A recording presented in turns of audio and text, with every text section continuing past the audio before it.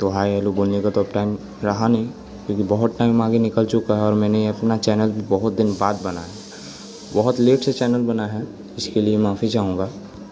और ये चैनल बनने का रीज़न यही है क्योंकि ये यूट्यूब पे अभी बहुत बड़ा फ्रॉड होने जा रहा है, बहुत ज़्यादा बड़ा। और कंपार्टमेंट या जो भी स्टूडेंट फेलियर हो चुके हैं, जिनका आरटी लग चुका है, जुलाई में जिन्होंने एग्ज़ाम दिया था, उनका वापस से कंपार्टमेंट आरटी और फेलियर यही सब आ गया है, एसेंशियल रिपीट। और जो इम्प्रूवमेंट चाहते हैं अपने एग्ज़ाम में, उनके लिए बहुत बड़ा स्कैम आने वाला है, जो कि आ चुका है। और मैंने अपना वीडियो लेट से बनाया तुम लोगों को बचाने के लिए।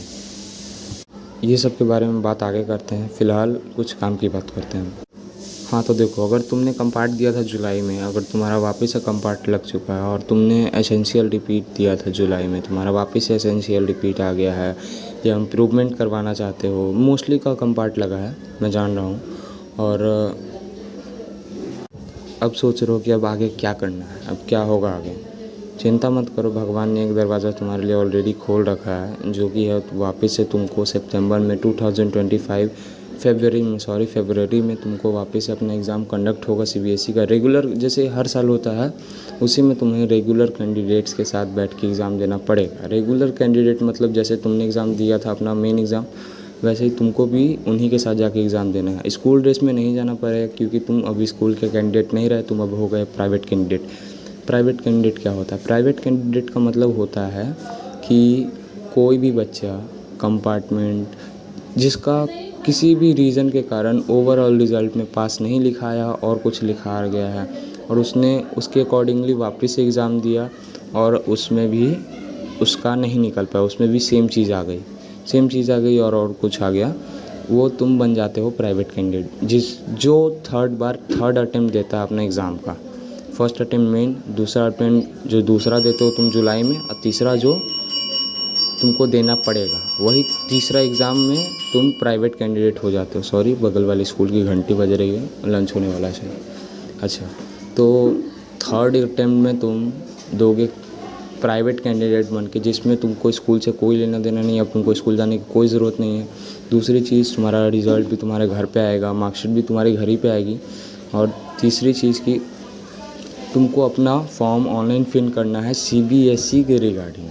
ये मैंने सीबीएसई के रिगार्डिंग इसलिए बोला क्योंकि सीबीएसई को हर साल बहुत सारे फॉर्म्स आते हैं, बहुत सारे बच्चे फॉर्म अप्लाई करते हैं प्राइवेट कैंडिडेट के फॉर्म में, और उनका हमेशा माइनर सा मिस्टेक के कारण एडमिट कार्ड रुक जाता है, एडमिट कार्ड नहीं बन पाता है और उनका दूसरा साल भी बर्बाद हो जाता है। इससे बचने के लिए तुम्हारे लिए मैंने एक उपाय कर चुका है, और इसी रीज़न से मैंने अपना यूट्यूब चैनल बनाया। मेन इसी रीज़न के कारण यूट्यूब पे बहुत फ्रॉड हो रहा है, क्योंकि बहुत सारे यूट्यूबर्स यही कर रहे हैं। बहुत सारे यूट्यूबर्स, नाम तो नहीं लूँगा, जो मिनिमम 499 चार्ज कर रहे हैं एक्स्ट्रा तुम्हारा जो फीस होगा वो तो अलग, 499 वो अपना एक्स्ट्रा चार्ज कर रहे हैं तुम्हारा पर बच्चा फॉर्म फिल करने के लिए, समझ रहे हो?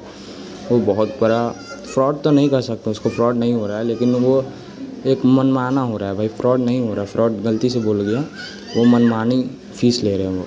अब भले उनका काम है, उनको करने दो, लेकिन मैं तुमको अलर्ट करने आया, मैं तुमको सचेत करने, मैं तुम्हारे लिए एक नई स्कीम लेके आया हूँ, जो कि मैं तुम्हें वीडियो के कुछ देर पहले बताने वाला हूँ, कुछ देर बाद। और दूसरी चीज़, ये जो NIUS सब बोल रहे हैं, NIUS के चक्कर में नहीं पड़ो मेरे नेतृत्व से, क्योंकि NIUS क्या है? NIUS अगर आपका ऑन डिमांड एग्ज़ाम भी करवा रहा है तो उसमें मिनिमम आपको 4000 से स्टार्ट होगा, और 4000 से तुम कम में फरवरी में एग्ज़ाम दे सकते हो, वो भी सारे सब्जेक्ट का, और तुम्हारा मार्कशीट भी अच्छा खासा बन जाएगा, तुमको कॉलेज भी अच्छा मिलेगा, स्कूल भी अच्छा मिलेगा, और 12th वालों के लिए कॉलेज भी अच्छा मिलेगा। ये बात समझ में आ गई। अगर तुम NIUS का ऑन डिमांड एग्ज़ाम भी देने जाओगे, ऑन डिमांड एग्ज़ाम में क्या होगा, तुमने एग्ज़ाम दे दिए, तुम्हारा रिजल्ट सब अच्छा आ गया, तुम पास भी हो गए, तुम्हारे पास मार्कशीट भी आ गई, जब बात रहेगी कॉलेज या स्कूल में एडमिशन लेने की आगे 11th-12th में, तब कैसे लोगे तुम? क्योंकि अगर सबसे पहले तो कॉलेज मिलना मुश्किल हो जाएगा, स्कूल मिलना मुश्किल होगा, अगर उसमें इक्का दुक्का सीट भी खाली रहेगी तो वो तुम्हारे जेब को खाली कर देगी, इतनी बात समझ लो। मैंने पिछले बार भी बहुत सारे बच्चों के प्राइवेट कैंडिडेट्स के फॉर्म भरे हैं, जो कि मेरे ही स्कूल, तुमको बताना चाह रहा हूँ कि मैं एक टीचर हूँ स्कूल में, उसमें मैं 11th और 12th को पढ़ाता हूँ फिज़िक्स, और मैंने बहुत सारे बच्चों को फॉर्म फिल अप कर चुका हूँ पहले भी।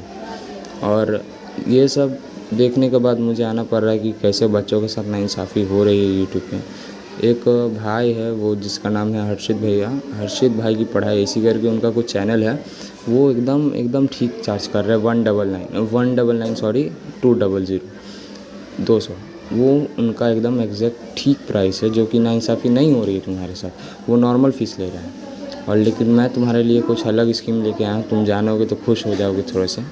सबसे पहले बात कर लेते हैं मेन कि कंपार्टमेंट हो गया, एसेंशियल रिपीट हो गया। इम्प्रूवमेंट के लिए तुमको पर सब्जेक्ट कितना फ़ीस देना पड़ेगा, तुमको पर सब्जेक्ट 300 फ़ीस पे करना पड़ेगा सीबीएसई को। और कंपार्टमेंट की बात कर रहा हूँ और सारे सब्जेक्ट की बात कर रहा हूँ और सारे कैटेगरी की बात कर रहा हूँ।